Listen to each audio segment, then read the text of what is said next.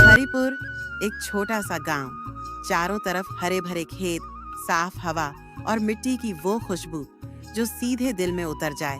यहाँ के लोग सादे, सीधे और मेहनती किसान जो धरती माँ से सीधा रिश्ता रखते हैं। इन्हीं लोगों में था एक किसान, हरिया। उम्र रही होगी 35 के आसपास। दिन भर खेतों में काम करता, लेकिन दिल में एक सपना पाल रखा था, मेरा बेटा मोनू कभी खेत में फावड़ा नहीं चलाएगा, वो पढ़ लिख कर बड़ा आदमी बनेगा।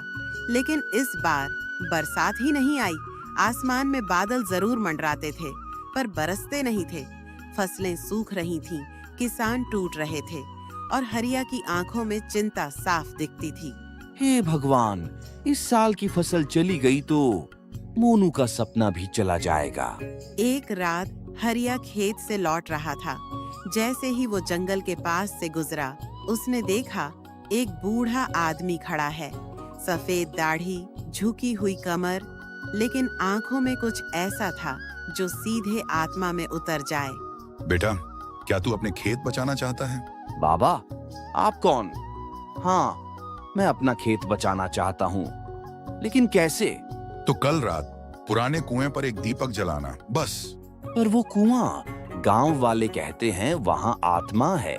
कुछ बातें तर्क से नहीं, विश्वास से होती हैं। दीपक जलाना, बाकी ऊपर वाले पर छोड़ देना। रात भर हरिया सो नहीं सका।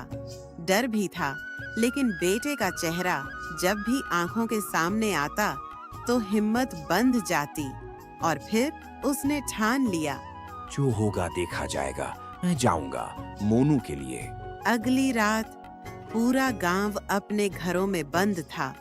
हरिया हाथ में एक तेल का दीपक लिए अकेला चल पड़ा पुराने कुएं की ओर। जैसे ही वह कुएं के पास पहुंचा, अचानक ठंडी हवा चलने लगी। दीपक की लौ कांपने लगी और फिर एक गूंजती हुई आवाज आई, किसके लिए दीप जलाया है?